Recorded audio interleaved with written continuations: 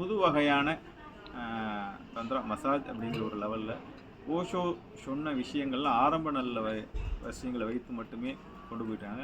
நம்மளை மாதிரி ஒரு டீப் தந்திரா அப்படிங்கிற மாதிரி விஷயங்கள் இல்லை. அப்படி இருக்கும்போது நம்ம இந்தியர்களுக்கும் நம்ம தமிழர்களுக்கும் இந்த அற்புதமான விஷயங்களே கடந்த 5 ஆண்டுகளாக கொடுத்து கொண்டிருக்கும் என்பதை சந்தோஷமாக கொடுத்தாலும், இப்போ பழமையான ஒடிஷா மெத்தட், ட்ரைபல்ஸ் ஆதிவாசிகள் மெத்தட், இந்த மாதிரி பல விஷயங்கள் அப்படின்னு போகும்போது நம்ம டீப் ஃபாரஸ்ட் மற்றும் டீப்பான கண்ட்ரிகள் மனிதர்களோட அனலைஸ் பண்ணி உள்ள பெரிய பெரிய தெரபிஸ்டஸ் எல்லாம் சந்தித்து கவுன்சிலிங் பண்ணி பார்க்கும்போது நம்ம இந்திய தாந்திராவும் இந்த தந்திராவும் கலந்து பார்க்கும்போது ஒரு அட்வான்ஸ் லெவல், புதிய லெவல் ஒரு தந்திராவை ஒரு இந்த 2025 இந்த யுகத்திற்கான புது அட்வான்ஸ் லெவல் தந்திராவை இப்போ அறிமுகப்படுத்தலான் இருக்கேன் நண்பர்களே.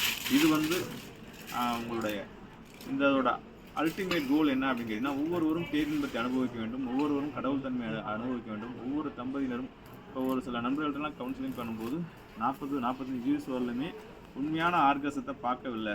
குழந்தை பெற்றுக்கொள்வது, ஒரு இனப்பெருக்கம் செய்து கொள்வது அப்படிங்கிறது தாந்திரிகத்தின் ஆர்கசம் கிடையாது.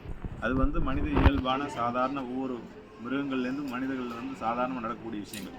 அதை தாண்டி தெய்வீக லெவலில் காமம் கடந்த யோகத்தில் செய்யும்போது தான் உண்மையான ஆர்கசத்தை அடைகின்றார்கள். நண்பர்களே, நான் கவுன்சிலிங் கொடுத்து பார்க்கும்போது நிறைய பயிற்சிகள் எடுத்து பார்க்கும்போது பெண்களை பொறுத்தவரையிலும் 40-45 வயசுக்கு மேலே அந்த ஆர்கசத்தை பெருசாக தொடுகின்றார்கள்.